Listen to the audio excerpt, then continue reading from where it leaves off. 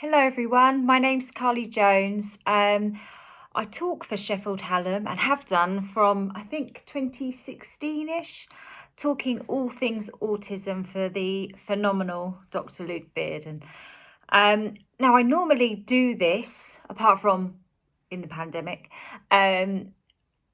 with students in the room in person, and I always find that a bit easier than doing it from home because when you have to talk from home, it feels more personable, and I can't mask at home. And although I'd like to think that I'm not masking when I'm there in person, inevitably you do put a mild work face on.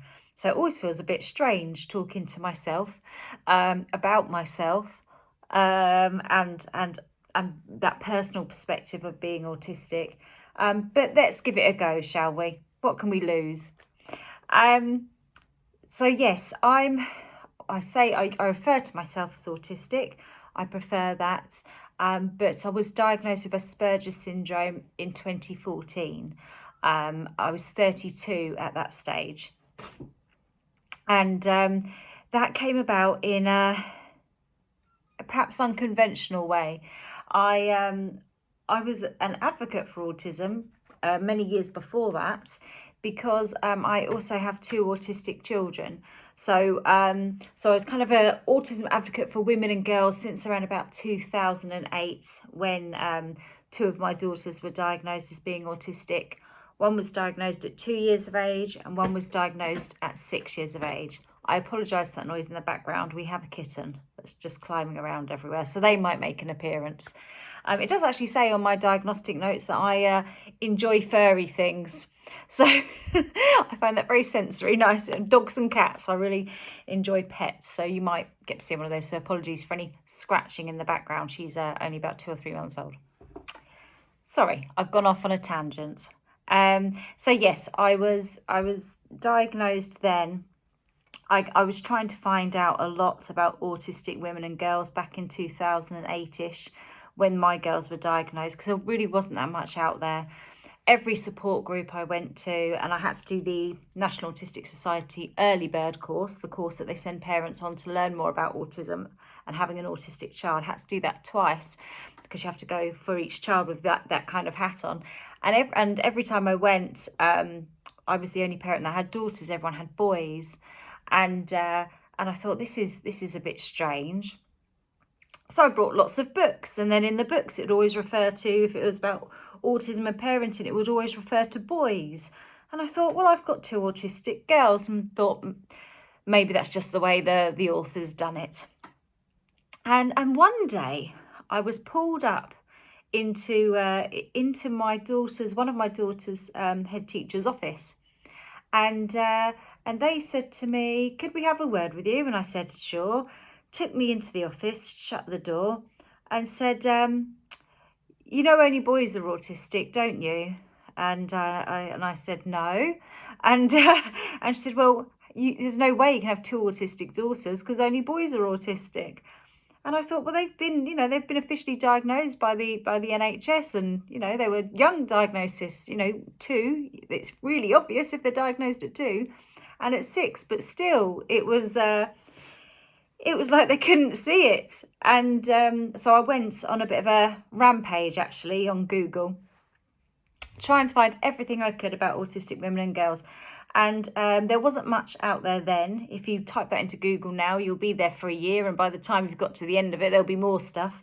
So it's never ending now, which is brilliant. But there wasn't much there. But what I did find one thing, and what I did find was like somebody had watched my life from birth, taken minutes, shoved it onto Google for me to find. It felt like it was written for me. And that suddenly life made sense. And you're probably thinking, well, if you were fine until you were, in your 20s, 30s, you can't be that autistic. But I really am. I've always been. I really am. I've always been incredibly. I just want to say incredibly autistic. I knew that I was different from around about 2 or 3. I just never had a name for it. And I kind of blamed myself for it. So, and I can give you the past quite easily, actually. My short-term memory is pretty bad. I've just moved to I used to have a 3-story house, and I'm divorced, so I've downsized. Actually, I've been divorced 14 years. It took me a long time to downsize, but I've downsized because my 2 other daughters are grown up and moved out now. And so it's just me and my teen at home now. So I've downsized to a small coach house. I don't know if anyone knows what a coach house is. It's like, it's basically a flat, but it's a house, but it's a flat, if that makes sense. So it's like a bungalow, but with garages underneath. And you find them on new estates. So I've moved to one of those. Everything is all on one level. That's really helps me my short-term memory, because my short-term memory's bad. When I'm at work, I'm constantly using notebooks, so I don't forget anything when I'm there. It's fine in a week or two. I'll never forget it. It's just keeping it in there. So my short-term memory's bad, but my long-term memory is almost photographic. It feels like there's a never-ending play or a film in my head, and I can just rewind it and see exactly what happened. I can remember what was said. I can remember how it smelled. I can remember what people wore. A really, really strong photographic memory.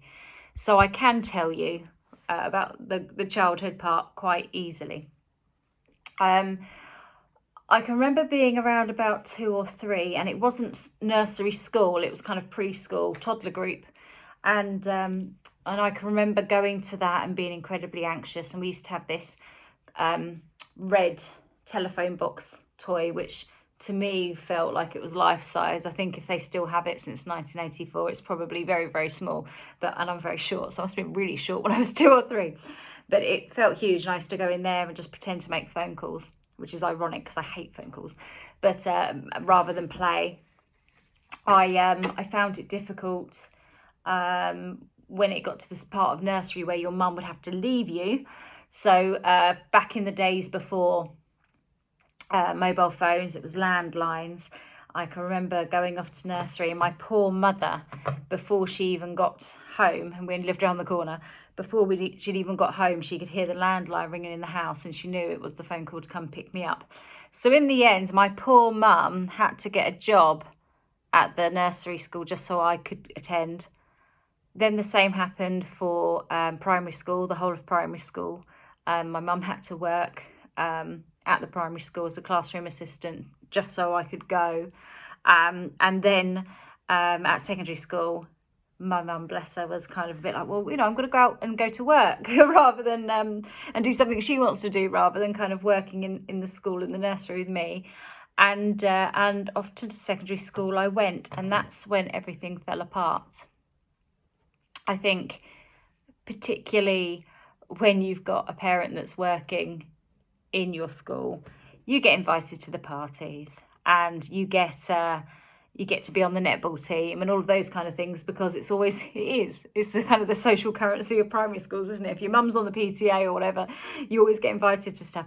But then I got to secondary school, and that didn't happen anymore. This social engineering that my mother had done so perfectly well for me had kind of fallen apart, and I didn't have that one-to-one support and help.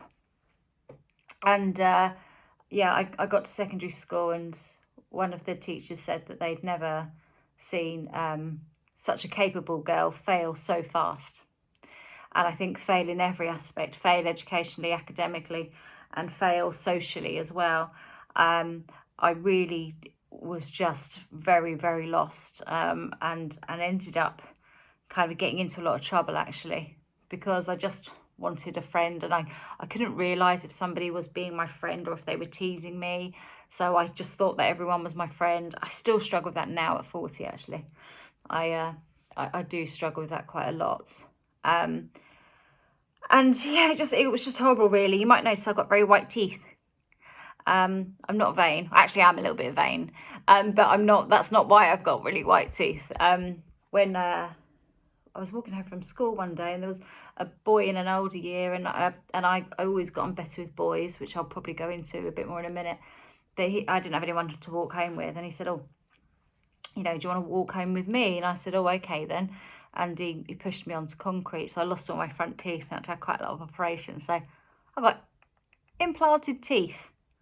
I don't know if anyone else is out there got implanted teeth, but if you're a vegetarian, it's a nightmare because they put cow bone and pig thigh to keep it in. Cow bone in the jaw, because part of my jaw was missing as well. Pig thigh, and then they put the implants in. So, yeah, not good if you're a veggie like me. I say I'm a veggie. I still eat chicken, so I'm a terrible vegetarian. But yeah, lots of struggles like that. And then when I kind of got to 13, 14, again, that spiraled even more. I never really knew how to ask for help. It's really hard to ask for help if you're autistic, I think, because you have to go through lots of hurdles for help. You have to know, first of all, what's happening is wrong in the first place, which could be quite hard to decipher. And then you need to know if that somebody else doesn't already know. So I'll always assume, and I have to teach myself this and remind myself of this even now. It's not ever going to go away. I think if I know something, somebody else must know it. I often struggle with that. I don't really understand that people don't know what I know, and which makes me a terrible liar. In fact, I cannot lie, I would say. It could be argued that masking is a form of lying, but I'm a terrible liar, and I tend not to try to lie because it's not very helpful or nice, and B, I'm really bad at it. So I just say what I think. But so you need to know that somebody else doesn't already know, which is a struggle. And then you need the social imagination to understand consequence. If I know this is wrong, and I know that somebody else doesn't know, if I tell this other person what's happening is wrong, there's an advantageous consequence of that. They can make it stop, or they can get me some help, or we can figure this out. And autistic people, we really struggle with social imagination. Sometimes gets confused for kind of traditional imagination. So I know many autistic people who are brilliant at acting, or they're brilliant at poetry or script writing, or they're artists, exquisite imagination.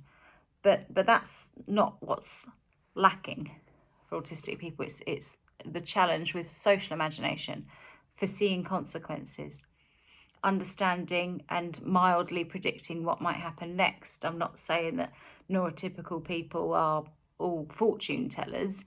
Of course, I don't know what it's like to be neurotypical, but I'm imagining they're not all fortune tellers, but they can predict what happens next in a social situation. I can predict what's going to happen next at work, not with the people, but with the system, with the project. Because I can see patterns. I see patterns where things have gone wrong and go, oh, in a minute, this is going to happen. I spot patterns everywhere, but not socially. Because I think you need to understand body language for that. You need to be able to understand facial expressions for that. You need to be able to understand tone of voice for that. And I very much struggle with that. And because I tend not to lie, I'm far too honest and I'm filtered, I also assume that that's what everyone else does as well. But life has taught me differently. So there's a lot of vulnerabilities there. And because of those vulnerabilities, I guess I struggled. I preferred friendships with boys. Something happens, I think, particularly for autistic women and girls, and it might be the same for boys. I don't know. I haven't grown up an autistic boy. But kind of around that age of 9 or 10, and girls tend to go off into their own kind of cliques. And I kind of felt like I was the ball pinging off of all of the cliques, because I could get on with everyone, but for about 3 minutes. But I never actually truly fit in with any of these cliques. I could get on for about 3 minutes, and then I'd be worried people have got to find out that I'm copying them, because I would just copy them. So I kind of fit in, that masking, chameleoning. There must be an easier way to say that. The chameleon effect, masking, and that was really tricky. But with boys, I found that if they had a problem with you, they would just tell you, and they'd be incredibly upfront about it. and honest, brutally honest, but honest. Yet with girls, particularly in those teenage years, it's all kind of setting people up for a fall, talking behind someone's back, which didn't make any sense to me. So I much preferred friendships with boys. There's some challenges to that, isn't there? It's not so bad when you're 9 or 10, but when you're kind of 13, 14, 15, there's challenges with that in a safeguarding point of view. There's challenges because what if I just want to be their friend, but they liked me? What if I just want to be their friend, but they don't understand? They want to be my friend, but they don't understand why you prefer to be friends with boys. What do the other girls think? What do they think if you're only friends with boys? They think you're a bit of a tart, or do they think that, you know, they might not like you and be jealous because you might be friends with a boy that they've got a crush on? And the kind of social dynamics of that, I just did not understand at all. So that caused me some difficulties as well. What if, you know, a lot of us, I think in some situations, are more comfortable because peer-on-peer friendships and relationships are really tricky, because there doesn't tend to be an allowance if you get it wrong. They don't really, there's no space to get it wrong because you're a similar age and you should just get it. And what I've noticed a lot of the time is that, say, for example, you've got a 9-year-old autistic girl in junior school, and rather than go out and play in the playground with her friends at lunchtime, she would prefer to go and help a teacher do a job, or go and help out in the nursery, or with the younger children. They take on that really motherly helper role really young. And because there's no expectations there. No expectations of saying the right thing socially, because they're in the teacher role. And similarly, it's, for me, I always historically dated people a lot older than me, because I'm there to learn, and it's okay if I don't understand something, because they can explain it to me. They've lived longer than me. They've got more experience than me. They can tell me all these things. And that's fine. I'm a 40-year-old woman. That's absolutely fine. But when you're 14 and then you're choosing boyfriends who are in their mid-20s, it's a serious safeguarding issue. And henceforth, I was pregnant at 15.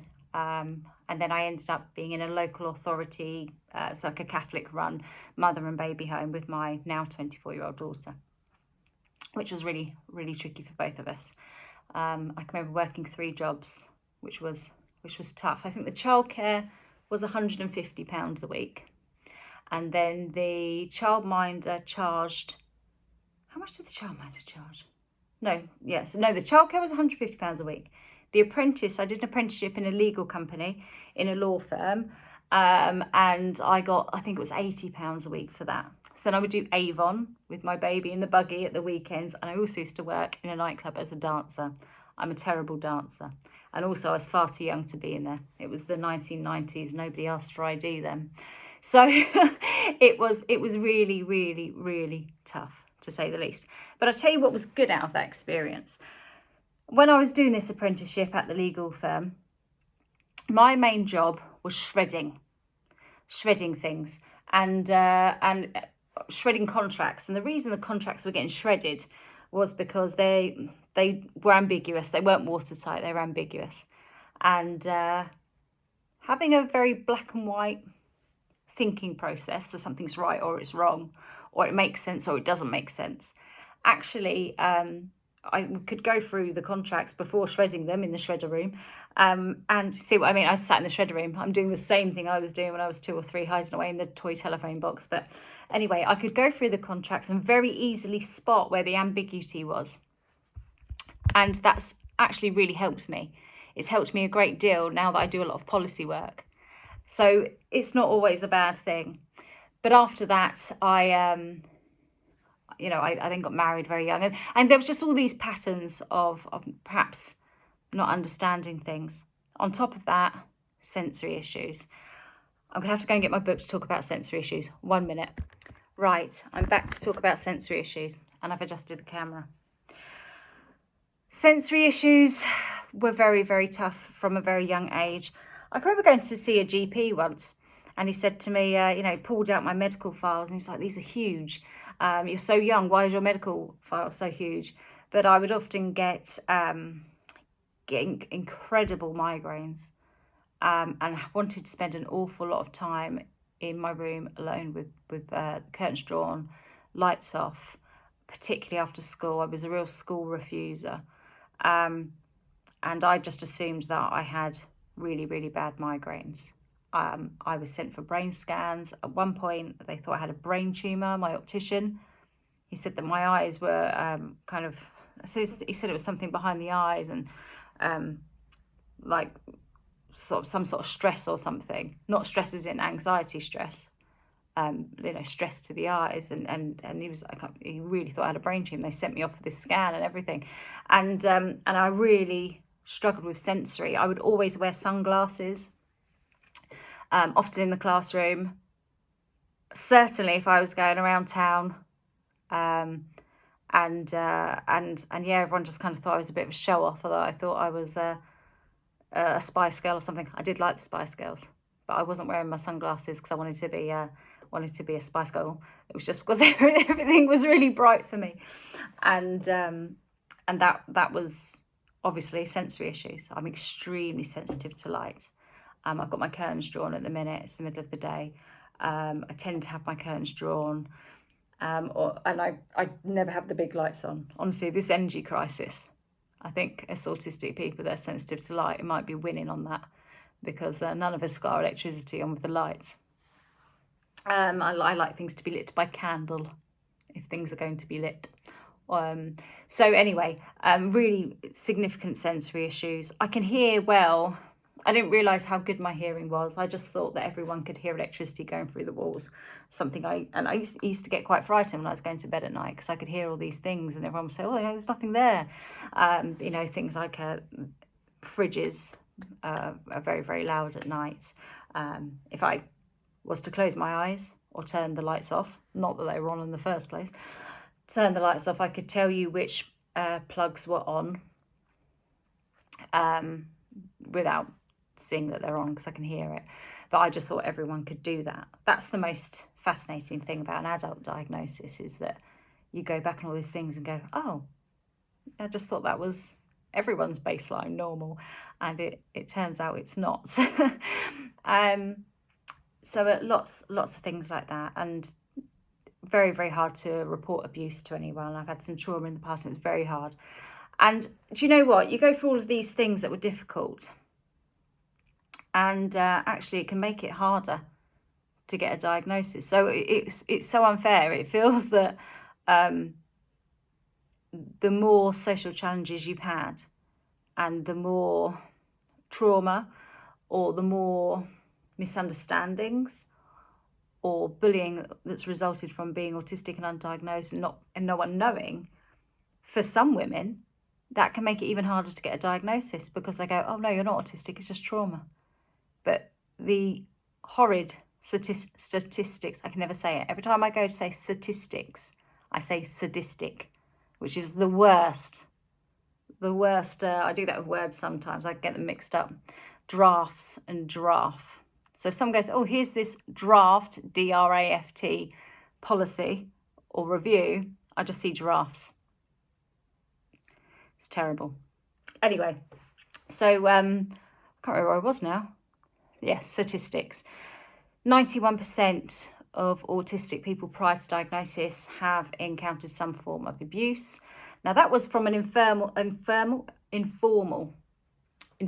survey that I did. When was that? 2015 times, before I went to the United Nations to talk about safeguarding autistic people. And and I thought, oh gosh, that's high. Maybe it's just because the pool of people that I would have that would have seen this informal survey on my social media are bound to be autistic people, because that's what I do. So I thought, okay, so that's high. It's very believable. And that's kind of plagued me since, that thought, thinking maybe it's just high. Because of the people that had seen it, it wouldn't have been, level. And anyway, I went to do, when was it? It was actually, unfortunately, the day after the Queen had passed away. I was travelling on a sleeper train to Dundee in Scotland, and to do it's for Women's Aid conference up there about autistic people and trauma and domestic violence. And a lady from one of the services up there said that for every 10 women that come to them, 9 of them are autistic. And I thought it's the same statistic. So unfortunately, the survey, the informal survey from 2015, it's the same. So we're incredibly vulnerable, and it makes it harder for people to get their late diagnosis. It even makes it harder for younger people. I know, with obviously being an autism advocate for 15 odd years now, some of the families I've supported who have got adopted children or children that are in foster care, if they're going for their autism diagnosis, it's it must be an attachment disorder, it must be trauma, there's no way it could be both. But it's not oil and water, is it? Because we know those statistics are unfortunately correct. If you are a parent of an autistic person, and this is why you've chosen to do this course, I want to tell you something that will hopefully make you feel slightly less depressed. With that informal survey, I also asked the question, after diagnosis and support, have you encountered any more abuse? And 73% said no. After diagnosis, they hadn't encountered any forms of abuse, or if they had, they could report it timely, they recognised it. So our autism diagnosis makes us 73% safer. Yet we know that diagnosis is a massive privilege. If you're an adult or even a younger person, the NHS waiting list is long. I was speaking to somebody who works for an MP in their office in Wales, and they were saying that their waiting list now in Wales is 7 years. 7 years, which is absolutely crackers. It's also much harder for people, for Black people, Asian people to get diagnosed. That's a lot harder. It's also harder for women and girls to get diagnosed, surprisingly. That was sarcasm. I can do sarcasm, but I don't understand it if anyone else does it. That's also very, very tricky, and it can be expensive if people want to go private. So it's at least a couple of £1,000s to get a diagnosis. So diagnosis is a privilege, but we know it makes us 73% safer. It's not good, really, is it? There's so much about being autistic which people don't see. If I had £1 for every time if I said to someone, oh, I'm autistic, and they've gone, well, you don't look it. I mean, I don't know how to look any more autistic. When my hands aren't here and I'm talking with my hands, I'm sat on them, I'm always moving my hands. Eye contact, I don't like doing it. I can kind of lie. I might look at someone's nose, or I might say, that's a lie. I'm getting better. I'm cured. It's a joke. I can look at someone's nose or look at someone's forehead. To me, that feels like a massive lie, but as a coping mechanism to not actually looking in someone's eyes, I've always found that quite tricky. It's supposed to be romantic, isn't it, looking in someone's eyes? We'll just put a pair of sunglasses on them.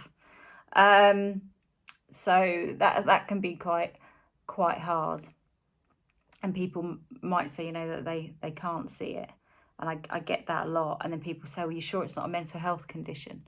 But I have been tested and I've come out as autistic. I don't have any other mental health conditions on top, but that's even so, that even if I did have a mental health condition, that wouldn't make me less autistic.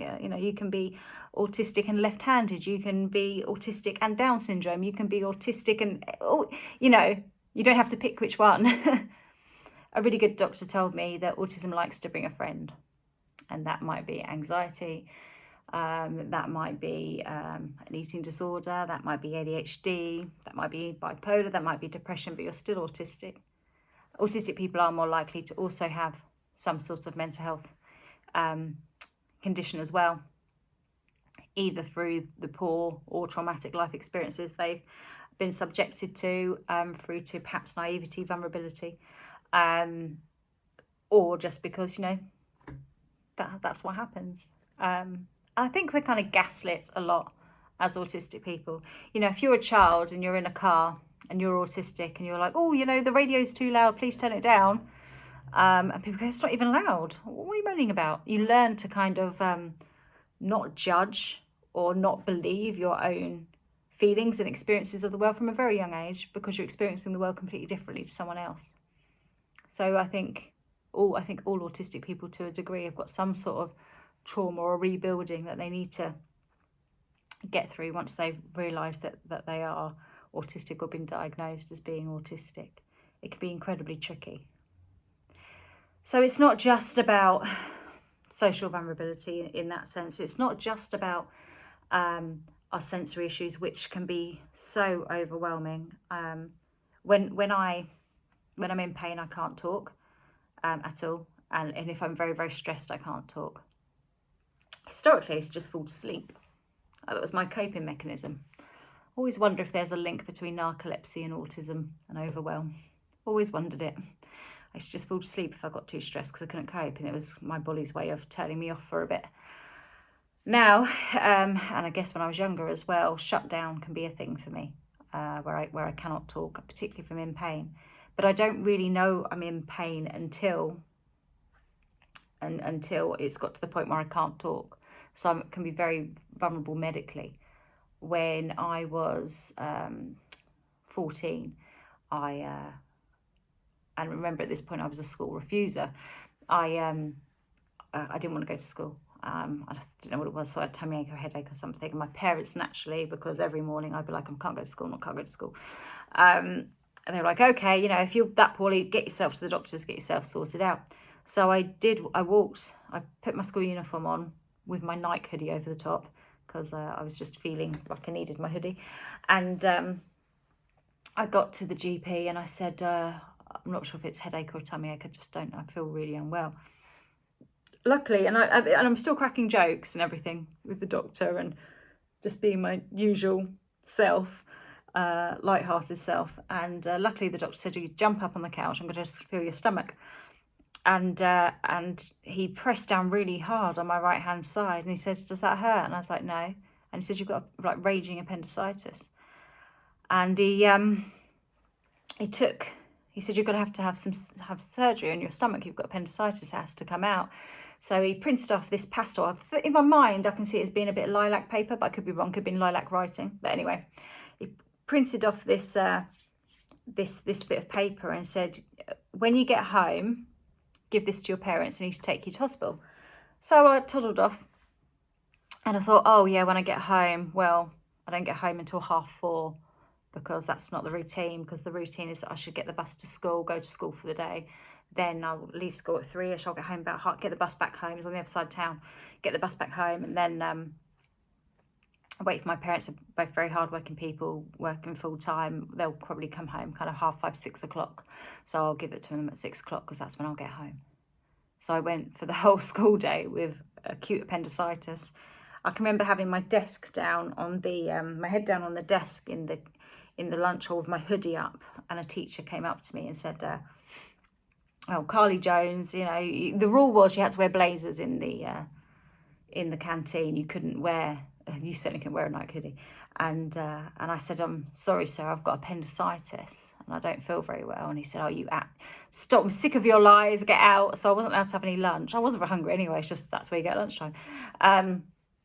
And then I left, and then I waited because the teacher assumed I was lying. And I waited at home till my parents got in, showed them a bit of paper, and they immediately drove me very, very fast from Bracknell to Slough, Wexham Park Hospital, and I had my appendix taken out within about 2 hours of being there. It was that quick. So I had no idea how unwell I was. It's no surprise, is it, that the life expectancy for autistic people, if we have an additional learning disability, is 39 years of age, and if we're autistic without an additional learning disability, our life expectancy is 54 years of age. It's not surprising, particularly if we don't know if we're in pain. That's to do with our interoception, part of our sensory profile. So, you know, different experiences to sound, different experiences to touch, different experiences to taste, to sight. And actually our interoception is what's happening inside of us. I see it quite often as well. The safeguarding aspect of that is that I see that often, particularly people I've supported historically as well, with girls, thinking about autistic girls again. Many of the girls and women might not know that they're pregnant until much later. So you might see in kind of toddlerhood, not sure if I need a wee, not sure if I need a poo, not sure if I'm full, not sure if I'm hungry, not sure if I'm thirsty. And then that doesn't stop. Trust me. When I was on that sleeper train to Dundee, my mother was texting me saying, have you gone to the toilet? Because I won't know until I just need to know. So I tend to do all my work very close to a toilet, because once I know I have to go straight away. And I always kind of use that line of, oh yeah, I've got 3 kids, weak bladder. I've always been like it. So I don't know, I need to go until I'm going. So it can kind of be from that. Then it could go on to like the appendix gate, not knowing that you've got appendicitis. And then it can go on to not knowing that you're pregnant, not knowing that you're giving birth as well. I've known some autistic people, autistic women, very professional autistic women, very acutely intelligent autistic women that didn't know they were pregnant. Well, they knew they were pregnant, but they didn't know they were in labour until they've had their baby at home, kind of in the bathroom or whatever. There's that show, isn't there? One Born Every Minute. There's the show One Born Every Minute. There's another one, I didn't know I was pregnant or whatever. I think it's on a Sky channel. And every time I watch that, I go, that one's autistic, and I can't get it out of my brain now. One was at Harry Potter convention when she gave birth without knowing. And I felt like going, she's one of us. I didn't write into the programme because that would have been a bit cruel. But it's the first thing I thought. So yes, and that's got some challenges for some of the teens as well. A lot of teen pregnancies, because, you know, if a teenager gets pregnant, they need to decide what they want to do, if they want to continue the pregnancy or not. And for many autistic girls, it's just too late in the day to make that decision, because they didn't know they were pregnant until much later. So it's a safeguarding and kind of equal rights issue as much as it is perhaps a disability issue as well. So I think we get told, on the whole, that people don't believe us a lot. And you kind of fight for all of those challenges throughout life, and are still fighting many of them, day in, day out. And yet people always feel that it's okay to say, but you don't look autistic, or are you sure you're autistic? Are you sure it's not a mental health issue? And just like a flippant comment like that can just be so hurtful, because you spend your whole life not being believed, be it through abuse, be it through trauma, be it through health, be it through education. And then again, when you finally have an answer for all of those vulnerabilities and all those reasons, and you tell people the name of that reason, this name being autism, in my case Asperger's syndrome, but autism, they don't go, well, I don't believe you. It's just, you spend your whole life not being believed, and which is really tough as somebody that doesn't lie, to never be believed, because there are lots of people out there that tell lies every day and people believe everything about them. It feels very unjust. Did I mention I have an absolute dislike of injustice? There's so many stereotypes about autism as well. You know, there's often this stereotype that all autistic people are going to work in technology, or all autistic people are going to be engineers. My dad's an engineer.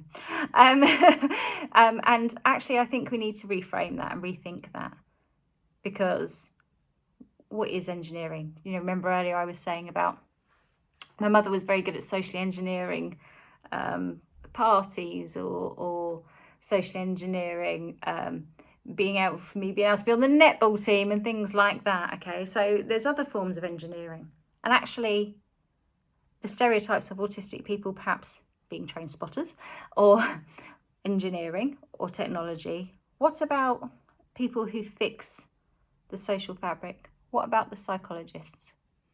What about the foster parents? What about veterinary nurses? What about surgeons? They're fixing things. That's engineering. They're fixing the social fabric. What about campaigners? Politicians perhaps as well. There's lots of different ways to to engineer things. And there's lots of different ways to fix things. And I think that's what autistic people are good at. It's not just as narrow as perhaps trains, cars, computers.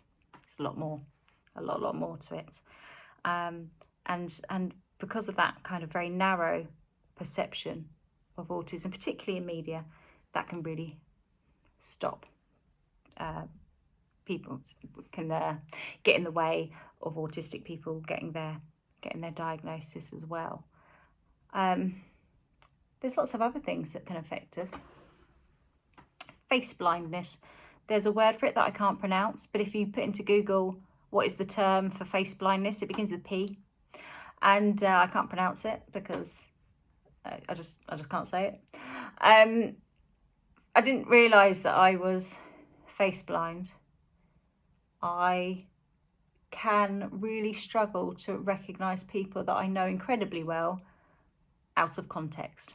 So, if I saw, and I'm going to say dentist because I knew my dentist really well, because the amount of surgery I've had since I was 11 years old, I do know my dentist well. So let's say it's my dentist. I see them at the dentist. Oh, look, there's my dentist. If they weren't in their dentist outfit and pushing a trolley around Sainsbury's, probably would have no idea who that person is, because they're not in the context, or they're not where I left them. And you sometimes hear that of kids, don't you? Oh, I thought teachers lived at school. But actually, I still kind of feel that way now. That's not where I last saw them, so it's not them. And I really struggle with recognising people's faces. I tend to go off of other things. So you hear about these super recognisers, don't you? That kind of security services, police and stuff, people that are super recognisers. I'm never going to be a super recogniser by the face, but I'm a super recogniser by everything else. So I can remember things that people said. I can remember perhaps the way someone walks, not body language, but the rhythm to how someone walks. Perhaps what aftershave or perfume they wear. And I can immediately smell it and actually kind of see that person. But embarrassing tales of face blindness. How does that kind of work out in everyday life? I will tell you. One of my daughters, well, actually two of my daughters have moved out, but one of my grown-up daughters, obviously not at home, and I was walking to the local shop near me, and it was just a normal morning. I'm walking down the street, and I thought, oh gosh, what a lovely young woman. I'll say hello to her. So I was like, morning, and then put my head down and carried on walking. And then this lovely young woman went, Mum, it's me. I didn't even recognise my own child.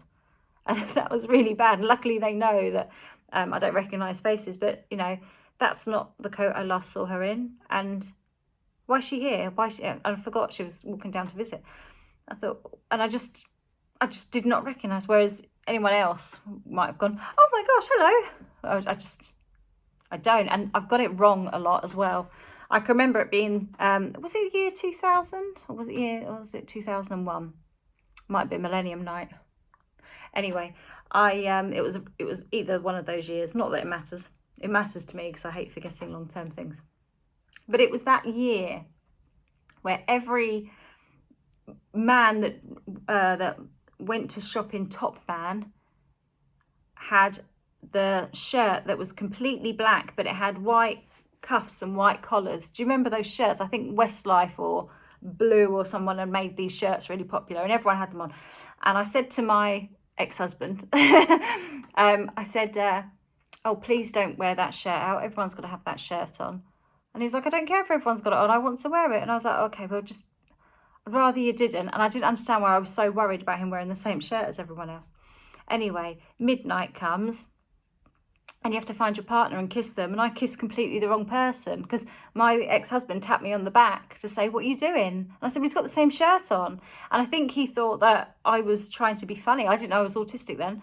And I certainly didn't know anything about face blindness. It was kind of 2001-ish.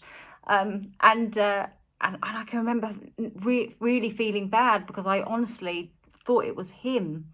They must have had the same aftershave too. I don't know. I think you could smoke in clubs back then though, couldn't you? So maybe I wouldn't have smelled it anyway.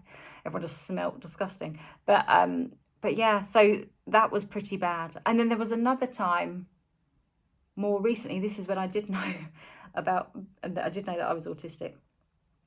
Going into a cafe at the theatre, and there was a guy I knew there. He'd always wear a checked shirt, and he had long curly brown hair. And you know that thing that actors do, like, oh darling, mwah, mwah, kiss on each cheek. And I went to do that, and he just kind of backed away from me. And I thought, oh, I hope I haven't upset him. But then I walked further down the cafe, and it was just completely the wrong person, but just had the same haircut. So I really struggle with that. So now, and I really hope that the girlfriend that was with the guy that I went to hug didn't give him too much of a hard time. But I really struggle with that. So sometimes it can go two ways. I either put myself at a risk of looking silly and saying hello to the wrong person, or I put myself at the risk of people thinking I'm rude because I won't say hello to them. I won't acknowledge them in the street. I'll just kind of keep going. And that's because life's taught me that I've got it wrong so many times. The best thing to do is just not say hello to anyone in case it's not them, and then people think that you're really rude or stuck up or embarrassed to see them or something. I don't get embarrassed. To get embarrassed, you have to understand that somebody else has a different thought process about it than you. So why would I ever get embarrassed? Doesn't make sense. So yeah, that can be really tricky. So I do tend to just look really rude. I love conferences. Do you know why I love conferences? Everyone's got a name badge on. Everyone's got a name badge. The photo's normally out of date, so if they've recently updated your hair and you don't recognise them, you can look at the photo there. It's also got their name on it. It tells you where they work or where they come from. I love conferences. I just think it should be mandatory, shouldn't it, that everyone should wear a lanyard for the rest of their life, just for my purpose and for other autistic people that struggle with that. But it gives me all the context, and the context is what I really struggle with. I use Easy Read at work. I don't have a diagnosed learning disability, but I do use Easy Read. And I use Easy Read because it gives me the context. That I find really scary, not to know what context this is in. And it helps me with that. When my girls were smaller, I used to watch Newsround with them, the children's news TV programme. Watch Newsround with them before watching the news after they'd gone to bed, because then I had the context. And I think Easy Read's probably a similar thing. I think Easy Read is the best thing ever. I do worry though. I like to have a worry. I wake up with a worry. I go to bed with a worry. A day without a worry is a day wasted. But I do worry. There's some recent research that said, now I might get these stats wrong, but I think it was, if you're blind, you're 30 times more likely to also be autistic. But everything we've got for autistic people to support them, be it with context, Easy Read, be it with communication, kind of PECS, Macathon, all of this kind of stuff, it's all visual. So what have we got? What have we got for autistic people that are blind now that we know this research? That really worries me. The intersection of autism is really important. I've got autistic friends that are deaf, and they'll say to me that they were diagnosed being deaf at 2 or 3, not diagnosed being autistic till their 30s and 40s. Why? I'll tell you why that is, from parental experience. My girls were also sent off to get their hearing tested. I'm fiddling now with my hair clips. Sorry, I couldn't keep the stim in any longer. And what happens is you go to the GP and you'll say, oh yes, I'm calling them, but they're not responding, or I'm asking them to do this and they're not responding, X, Y, Z. And they immediately go, oh, we think they might be deaf. So they go and take your child for a hearing test. And if they pass that hearing test, it's after that they start talking about autism. So what happens to all of those deaf children that they go, oh, yes, you're right, they're deaf. And the word autism is not brought up, because suddenly if you're deaf, you can't also be autistic. That you know, they just kind of think it's almost like you have to pick a disability. And that really worries me. That really worries me. You might think, well, why? Because they're going to get all the support they need because they've got that diagnosis of being deaf or being blind or having Down syndrome or anything else. No. Because who's going to give us the context? Who's going to understand in healthcare that their pain threshold might be super high, it might be super low, their interoception, they might not even know they're unwell, they might not be able to talk if they're in pain, but they don't actually know they're in pain. So of course we need to know they're autistic. What about in the legal system? Gets even more dangerous then. I've supported autistic people in courtrooms, mainly women, admittedly, and I don't do it anymore because I just found it so distressing.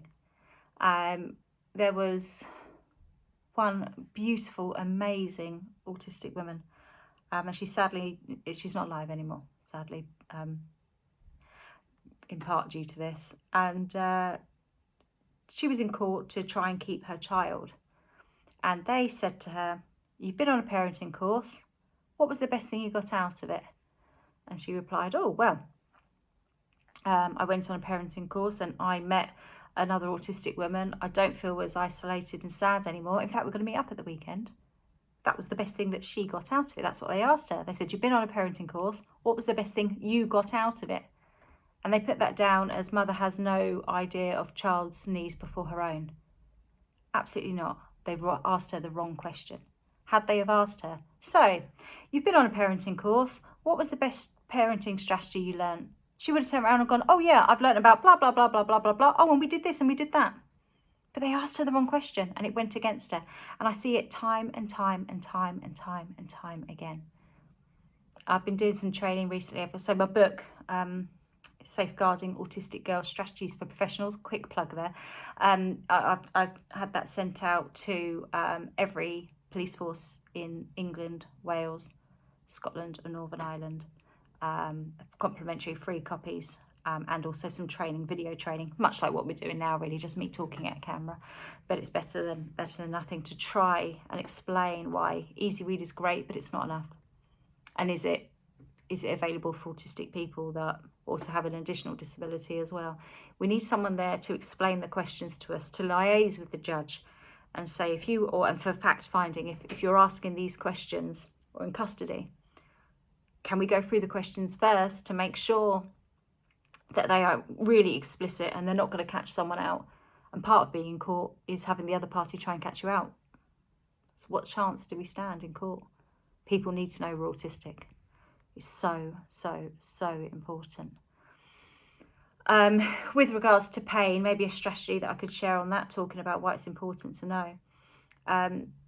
If you are autistic and you don't talk or struggle to communicate or are non-verbal, pre-verbal, however you want to phrase that, anyway, or if you can't talk when you're too stressed or if you're unwell, pictures can really help. I made an app called Visual Pain Images UK. I'm shortly going to be changing providers with that. It's been out for about 2 or 3 years now. I started it at the start of the pandemic. So hopefully it will still be live if you go to click on it, but if not, there's lots of articles online about it and it will go on to a new host.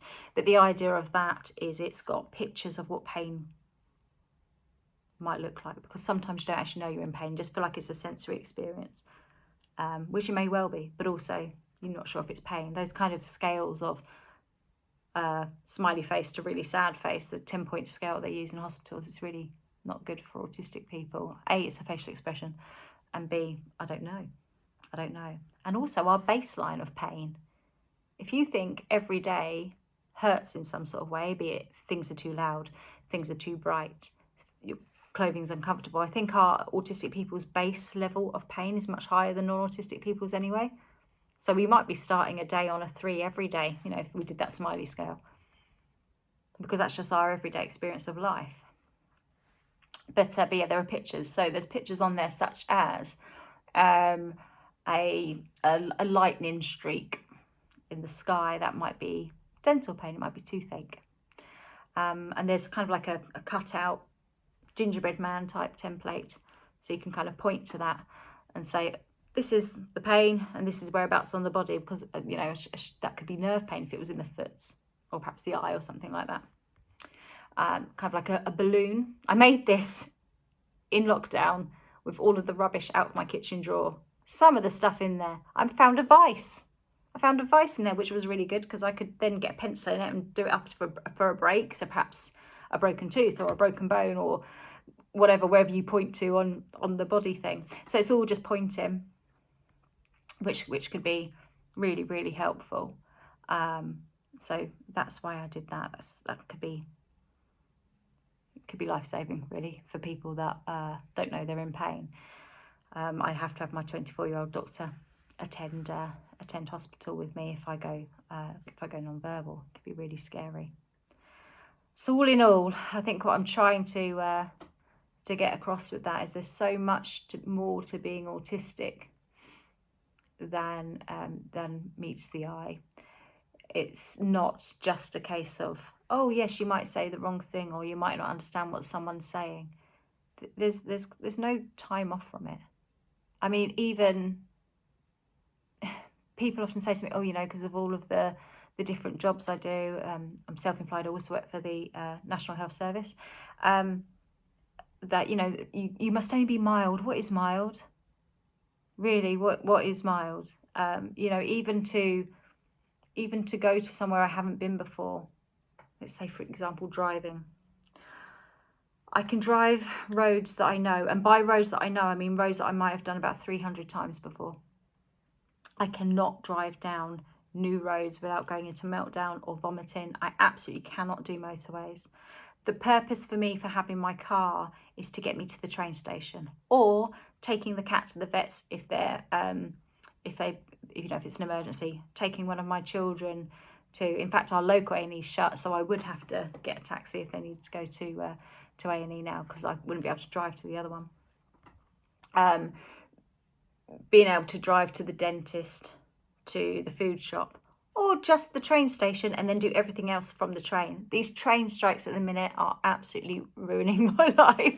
They're ruining my career, that's for sure, because it's been very, very hard for me, because I rely on trains for everything. Trains and taxis, and I can't afford to do taxis at the minute. There's not enough money coming in the business account, so the train strikes are a nightmare, which is ironic because I work on some train boards, but it's not their fault.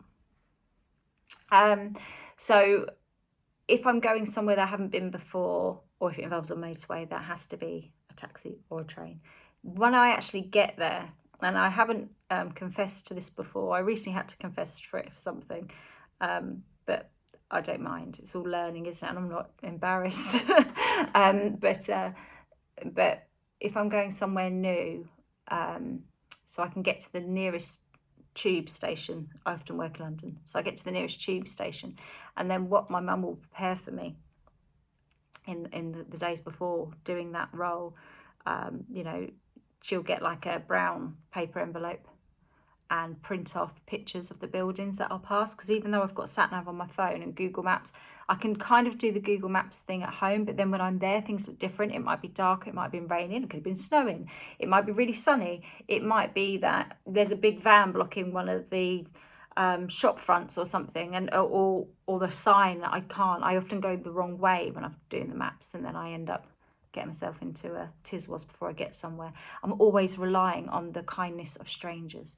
Now that's fine when it's a kind stranger, but so many times it hasn't been. You get sent off the wrong way, if it's having a really vulnerable situation. I'm always relying on a member of the public to show me where to go, and how I have to trust them. It's horrendous. So what my mum will do for me is she'll print off pictures from the internet of, you'll go past this building, then this building, then this building, then this building, then this is your building. You know, I'm 40 years old, but I still have to have that level of support, probably kind of not far off the level of support I was getting in primary school, just being able to know where I am and deal with things. But people don't see that. They just see someone that goes off, does a job, speaks really enthusiastically, and then goes home. But then what happens when I go home? Curtains drawn. I'll care for my daughter, make her dinner, do the housework. I love housework. It helps me out when I'm stressed. Honestly, if people come round and the house is immaculate, they worry, because they think, oh my gosh, she must be really stressed because everything's really, really tidy. If they come round and it's clean and tidy and hoovered, but there's kind of the laundry on the side, they know everything's good. It's when it's kind of super tidy. That's my way of regulating, I think. And I love the smell of bleach. And those kind of things, and bathroom cleaners are just, anyway. I'm often found in Sainsbury's smelling all the fabric conditioners and things like that, and candles. Ooh. But yes, I'm a sensory seeker when it comes to smells. But I'll be, you know, normally just sat on the sofa. I've got a really cozy blanket that I put on, probably with a cat or two. I've got 2 cats, a cat or 2 on my knee, and then that's it. That's it. So there's no kind of social life. There's no dating. There's no my work and my family, my life. That's it. And that can be quite challenging sometimes, because I think what people kind of see is that kind of hour that you're being really talkative and really animated and really energetic. But again, for any autistic person, don't judge them on the event itself. What have they had to do to prepare for that event? Autism isn't normally, not often, about the event itself. It's about the preparation time beforehand. What have their loved ones had to do to prepare them for that event? What level of anxiety have they had to do? What have they had to do to psych themselves up for that event? What have they had to do to research to actually get to that event? All of these kind of things. What vulnerabilities getting there did they encounter? Then they're there for the event and the mask comes on and you do your job. And then what have they had to do to recover from that event? What did they miss out on while they were recovering from that event? It's not the event itself, but that's all people see. So, you know, if there was a fly on the wall and you'd see the pictures getting printed out and panicking over this and researching everything and researching everyone I might meet because I'm worried about saying the wrong thing in case I upset them, because I've always said the wrong thing, and then doing the event, but then you kind of saw the fly on the wall of recovery from that and not being able to go to some of the fun things, missing out on a lot of things, be that family things, friendships or whatever. That's the full picture, but nobody ever sees that. So they don't actually see, perhaps they don't see an autistic person. Perhaps that's why it's so hard to do the video from home. So yes, very, very tricky. I've probably rambled at you for very long now, and there's more that I want to cover. Actually, there's one last thing, because I can't let it go, and I hope to not be crude when I tell you this, but I was reminded of it yesterday when I was eating a portobello mushroom. You know, they're really big mushrooms, not the little mushrooms, the big ones. And the stalk, this is so autistic and I apologise, but actually I don't. The stalk of a portobello mushroom looks much like a removed cervix, and that's why I couldn't eat my portobello mushroom. I could eat the outside, but couldn't eat the stalk. It looks just like a removed cervix, because I had to have part of my, the front part of my cervix removed because I had a really bad smear test. And the reason I had that really bad smear test was unfortunately because I put my cats first and booked their vaccinations and children's dental checks and everything else, and kind of, and being self-employed, put off doing that. I'm really avoiding going to get my smear test. So I kind of looked into that because I came back with CIN3, which is kind of the worst CIN you can get before it becomes a cancer. So I thought, oh, I know what I'll do. I'll live tweet this. This is before I got the results back. I thought, I'm going to raise awareness of autistic women going for their smear tests. And so I thought, yeah, I'll take pictures of the equipment, pictures of the room, pictures of the lights, pictures of the spectrum. Not actually pictures, that would be really bad. And nobody wants to see that. So I thought, yeah, I'll do that, because I think it was Dimensions research, either 19 or 33% of autistic women go and get their smear test. It was kind of within that. It's no more than 33%. So I thought that would be a good thing to do. And of course, having no idea of consequence and terrible social imagination skills, when I got the letter back to say, oh, actually, it's bad and we need to get you in within, I think it was in 10 days, obviously, I thought, oh, well, now I've got to carry on this live Twitter thing that I've been doing. So it is all on Twitter if you want to see it. I'm on Twitter at Carly Jones MBA. So I did continue that, and I think it went on for about a year, this Twitter feed in the end. But the reason I'm telling you that, not just because I remember because I saw a portobello mushroom. I hope I haven't put you off your breakfast. It's because, think about it. The statistics, I managed to say it, statistics, hurrah. The statistics around cervical cancer and HPV, which causes cervical cancer. We know that not enough autistic women are going forward for their smear tests. But actually, I would argue that they're actually the most vulnerable, because if some of the indicators are somebody that's experienced trauma or abuse at a young age, some sexual abuse, somebody who's had a child before the age of 17 or 18, somebody who hasn't had HPV vaccinations.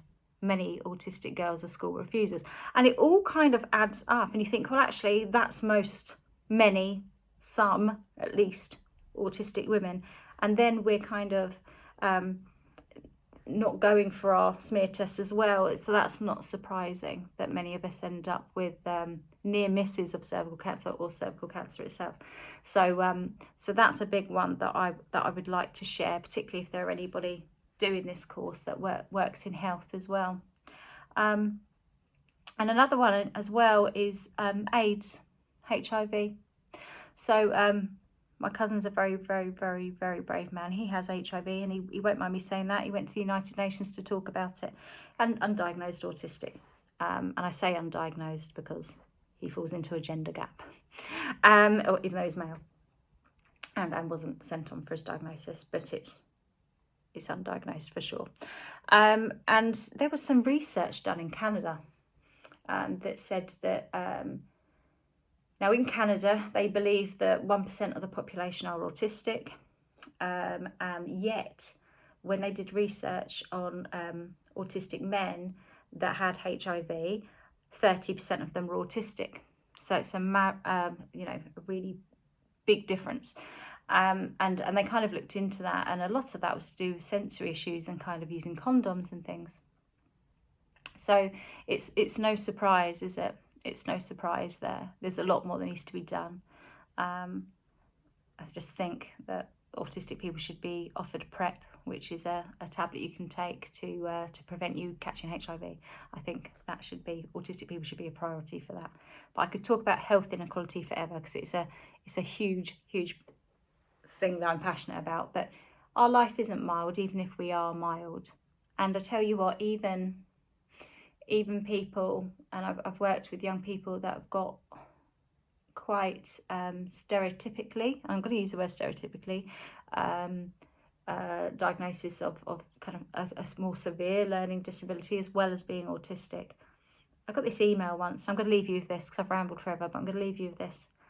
I got this email. It's about 4 pages long, scrolling up. The most exquisite words. I needed a thesaurus to understand them. Certainly couldn't pronounce any of them. And at the end it said, here's my phone number. Please never call, just text. I've never spoken. And this person was about 30 or 40, so they've never spoken in their life. And I thought, if you're autistic and you're more verbal, your vulnerabilities are overlooked.